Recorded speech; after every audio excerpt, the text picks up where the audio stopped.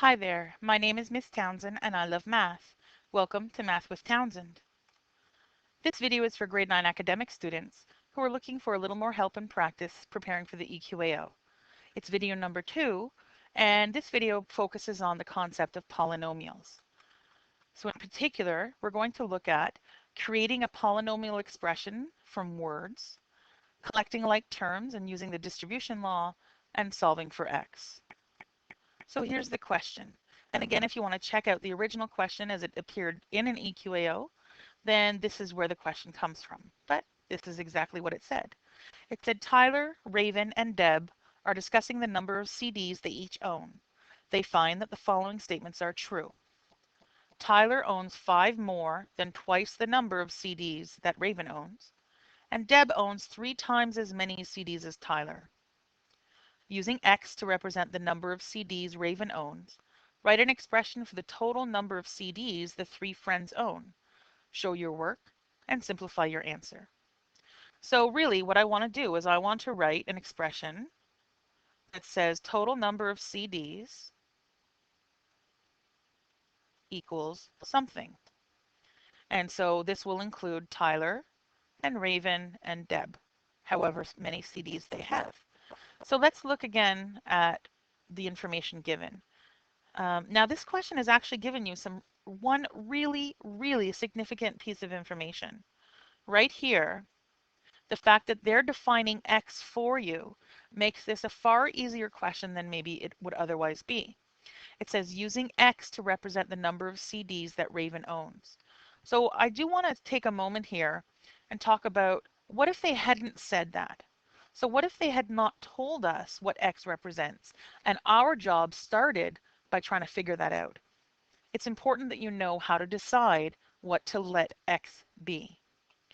So let's look again at the information. Tyler owns 5 more than twice the number of CDs that Raven owns.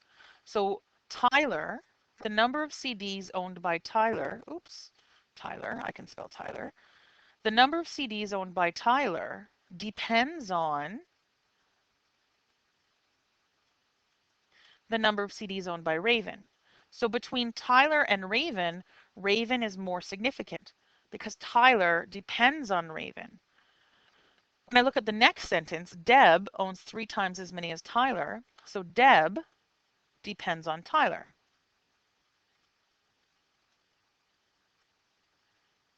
So between Deb and Tyler, Tyler's more important because Deb depends on Tyler.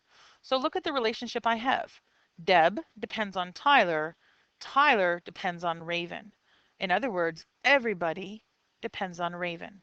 So Raven is the most important person in this relationship between the 3 people. And that's how you know to let x represent the number of CDs owned by Raven. Now again, yes, they told us that, but it's important that you know how to do that in case they don't tell you.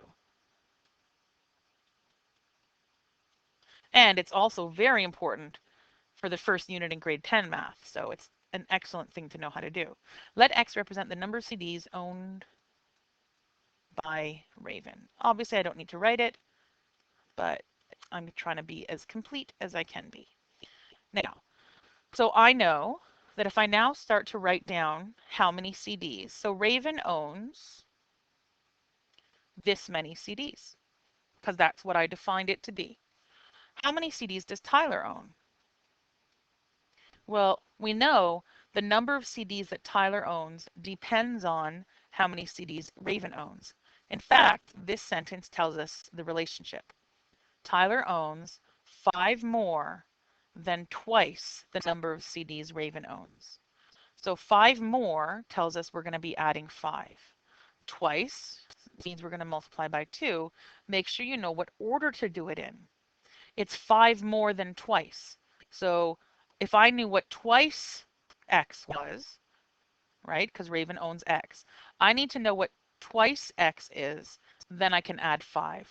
So that means here's what Tyler owns.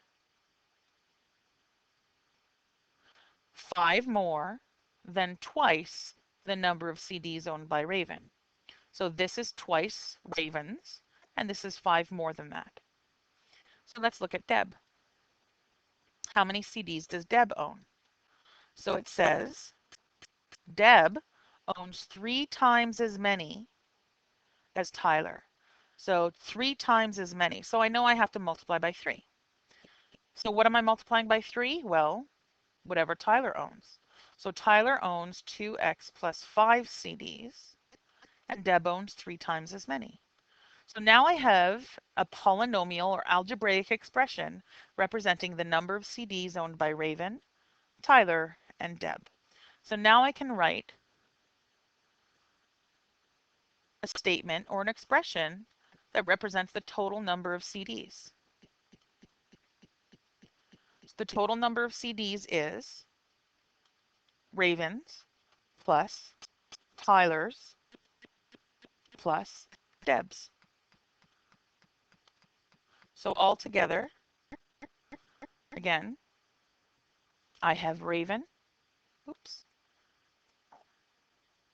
I have Raven, Tyler, and Deb. And all of them together own this many CDs. Now, it also says that I'm supposed to simplify.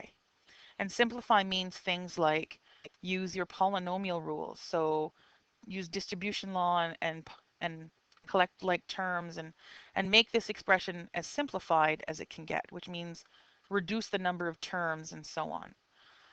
So I'm going to follow the rules of bedmath. So I have plus, plus, plus. This is multiply. So I'm going to do the multiply before I do anything else because, well, that's bedmath. So I am multiplying 3 times the bracket. And what that means is everything in that bracket gets multiplied. 3 times 2x and 3 times 5. So that's the distribution law. And remember, everything in that bracket gets multiplied by 3. Otherwise, why would we bother writing that bracket? So 3 times 2x, well, 3 times 2 is 6, and x is still x. Then 3 times 5, so it's a positive times a positive, so it's positive. 3 times 5 is 15. So I use the distribution law, and now all I have left is addition. So now I'm going to collect like terms. I have x plus 2x plus 6x. So altogether, 1 plus 2 plus 6 is 9x. Then I have constant terms of positive 5 and positive 15. So that gives me 20. So the total number of CDs owned by the 3 friends is 9x plus 20, and that's as simplified as I can get. You can't add 9 and 20 because this says 9x, and there's no x in this term. So I can't do anything else with this expression, so I'm done the question. Let's look at something similar involving polynomials. So this is just good practice. This was probably originally a multiple choice question, but I've taken out the multiple choice answers. It says simplify fully. So this is sort of like one of the steps we just did. So I have this expression, and again, there's a multiplication right here, and there's a plus here. Now, according to Bedmas, look inside the bracket first. So we'll do that. Look inside the bracket. Can I do 4 minus 3x? There's nothing to do. I can't subtract 4 and 3x because they're not like terms. So bracket, done. Exponent, well, the only exponent's right here. And because I don't know what x is, it's not like I can do anything. So now I can do multiply. So here's where the multiply exists in this expression. Negative 5x times the bracket. So that's what I have to do, is I have to multiply negative 5x times everything in the bracket. So I'm going to do negative 5x times 4, and I'm going to do negative 5x times negative 3x. So negative 5x times positive 4. Negative times a positive is negative. 5 times 4 is 20, and there was an x in that expression. Now I'm going to do negative 5x times negative 3x. Negative times a negative is a positive. 5 times 3 is 15. X times x is x squared. So I multiplied negative 5x into the bracket, and that's the distribution law. Now this plus 2x squared, nothing happens to it yet because it wasn't part of this bracket, so it doesn't get multiplied. So it's just kind of sitting out here waiting for something to happen. So now that I've done multiply, all that I'm left with is add or subtract. So I have an x I have an x squared and another x squared. So I can collect the x squared terms together. Positive 15 plus 2. So I have 17x squared. And then this guy here, well, he can't collect with anything. He's just minus 20x. So that's my final answer. So a couple things to look for. Number one, make sure you don't try to do 17 minus 20 anything. This is x squared, this is x. Those are not the same terms. So 17x squared minus 20x, well, it's done. There's no math you can do. The other thing is, had you written it like this, so let me just kind of bubble this. Had you written it like this, so in other words, you left the negative 20x out front and you collected these together here. Technically, you're right. It's just for communication purposes. The rule says the higher degree term, this is degree 2, this is degree 1, the higher degree term is supposed to come first.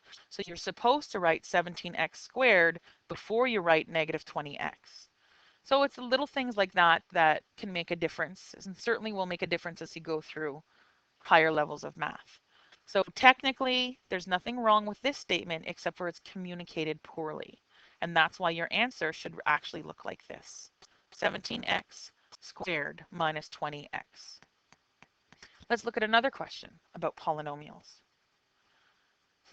It says a square and an equilateral triangle are pictured below. If the square and the triangle have the same perimeter, what is the value of x?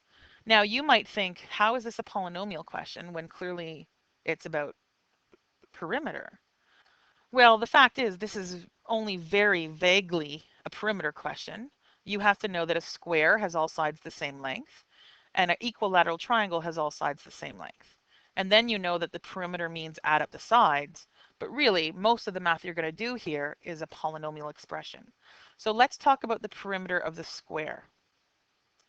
So again, if I were to go 5x plus 3 plus 5x plus 3 plus 5x plus 3 plus 5x plus 3, I would have the perimeter of the square. But hopefully you know that I'm just going to write that as 4 times the side that I know. And again, that's because it's a square, not a rectangle. I can just take this side and multiply it by 4, and I'll have my perimeter. Now the perimeter of the triangle, so in this time I have 3 sides that are all the same. So I'm going to take the side that I know and multiply it by 3. So there's my expression for the perimeter of the square and my expression for the perimeter of the triangle. Now I'm told that they have the same perimeter. In other words, I am told that the perimeter of the square is equal to the perimeter of the triangle. And therefore, I can say this. I can say that 4 times 5x plus 3, the perimeter of the square, is equal to the perimeter of the rectangle. So what I've done is I've taken what used to be a perimeter question, and now it's a polynomial equation. So now we're going to do the math that we know we can do and try to find x. So first of all, I have distribution rule on both sides. So 4 multiplied into the bracket. So again, that means multiply everything in that bracket by 4. Same thing over here. I'm going to be multiplying everything in this bracket by 3. So what does that give me? Oops. So that gives me 20x. So 4 times 5 is 20, but it was 5x, so it's 20x. 4 times 3, well, it's positive 12. Over here, 3 times 7x is 21x. 3 times negative 1 is negative 3. And you'll notice I almost wrote an equal sign over here. That would be wrong. You're only allowed one equal sign in a line, and that equal sign is therefore in the middle right here. So now what? So well, now I'm just going to solve for x. So for example, I'm going to subtract 21x from both sides so that I'm collecting the terms. So 20x minus 21x is negative x, or negative 1x if you want. And here I have negative 3. Now I'm going to subtract 12 from both sides, and that gives me negative x equals negative 15. So therefore x equals 15. So polynomials, solving for x, distribution law, collecting like terms, these are all really important concepts that you have to know.